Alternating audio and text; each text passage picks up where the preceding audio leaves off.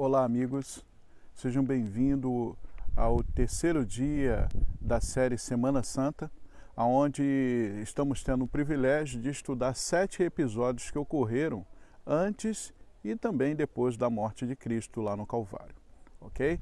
Então vamos rapidamente ao tema de hoje. Que Deus possa te abençoar, possa iluminar tremendamente a sua vida e que essa semana, que é uma semana de reflexão, chamada Semana Santa, seja uma semana, no caso, de transformação e de vida para vocês.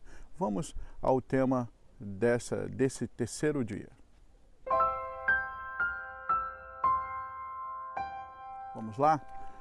Então, abra no livro de Marcos, o Evangelho segundo Marcos, no capítulo de número 11, o verso de número 20 até o verso de número 22, vai ser a nossa reflexão de hoje.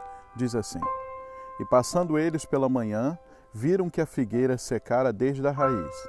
Então Pedro, lembrando-se, falou: Mestre, eis que a figueira que amaldiçoaste secou. Ao que Jesus lhe disse: Tendes fé em Deus. Bom, você lembra que na segunda-feira, quando Jesus passou descendo lá, vindo de Betânia, onde ele ficou nessa última semana, que foi a semana, no caso, onde ele foi traído e morto na cruz do Calvário. Essa semana Jesus ficou bem próximo de Jerusalém, num vilarejo, no caso, na cidade de Betânia, alguns vilarejos que ficavam aí bem próximo, no caso, da grande cidade. Era um período da Páscoa, então se deslocar para longe iria dificultar aí, no caso, todo o trabalho que Jesus tinha que realizar ali naquela semana. Então agora Jesus, na segunda-feira nós vimos que ele desceu vindo de Betânia e ele encontrou, no caso, uma árvore fora do período, no caso, de figos, uma árvore totalmente, no caso, cheia de folhas, e essa árvore foi amaldiçoada, representando uma árvore que não estava, no caso, dentro da perspectiva que Deus esperava. Era uma representação, no caso, do povo de Israel, que não produziu o fruto digno daquilo que Deus esperava. Foi uma decepção, porque Deus tinha um propósito de que essa nação fosse uma nação de luz, de bênção para todos os povos, por meio da mensagem de salvação que viria com o Messias. E ela estava rejeitando, naquela ocasião, o próprio Deus, o próprio Messias. Bom, e aí chegamos na terça-feira, quando os discípulos, eles estão agora passando pelo mesmo caminho de manhã e estão vendo agora que aquela figueira que na segunda-feira tinha sido amaldiçoada, agora está completamente seca desde a raiz. E aí o próprio Pedro, ele diz: olha, Senhor, olha só, aquela figueira que o Senhor amaldiçoou, ela está seca desde a raiz, E isso impressionou muito Pedro. E então Jesus, agora, ele não toca mais no assunto da inutilidade da figueira. Agora ele fala, no caso, de um assunto, no caso, de responsabilidade que é cabível a Pedro e a todos os demais discípulos, todos os seguidores de Jesus. É que tenha fé em Deus. Essa é a expressão. Eu quero, no caso, focar isso. Tenha fé em Deus, Pedro. E por que tenha fé em Deus? Por que Deus, o que Jesus estava querendo dizer quando ele falou bem assim: Pedro, tenha fé em Deus? Bom, Jesus estava dizendo o seguinte: olha, Pedro, o que eu fiz tendo fé no meu Pai. O meu Pai, o Deus Todo-Poderoso, Ele é o canalizador de todas as coisas possíveis e impossíveis que eu posso realizar.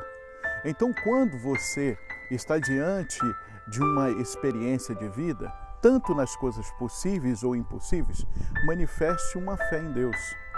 Tenha sempre uma fé em Deus. Não confia nem em você mesmo e nem nas coisas que estão ao seu redor e que são simples ou que são impossíveis ou que são difíceis. Tenha uma fé única, exclusiva e dependente de Deus, ok? Confie inteiramente em Deus, porque Ele pode trazer nas coisas simples e nas coisas difíceis o extraordinário dele. Então Deus é o Todo-Poderoso e Ele traz à existência aquilo que não existe. Então tenha fé nele. E aí nesse texto, quando você faz uma análise, ele fala bem assim: a sua fé tem que provocar um relacionamento. Então todas as vezes que você orar, você tem que acreditar de que você vai receber aquilo que você orou. ok?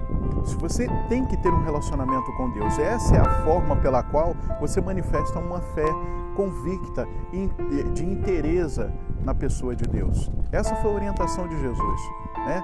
Tenha fé em Deus e relacione-se com Ele em oração. E todas as vezes que você orar, você se entregue, no caso, na convicção e na certeza de que você vai alcançar aquele objetivo, aquela bênção que você está buscando. Um outro detalhe que Jesus colocou na questão da oração é de que quem ora, perdoa, porque sabe o gosto do perdão. Quem ora, se arrepende. Quem ora, confessa os seus pecados.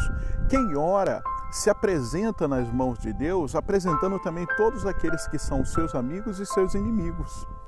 Quem ora depende única e exclusivamente do poder de Deus e do seu amor. Então, quem tem fé em Deus busca um relacionamento em oração. E quem ora, aquele que ora, sem dúvida alguma terá uma vida de comunhão com Deus e logo será um fruto de uma experiência sobrenatural na sua vida cotidiana.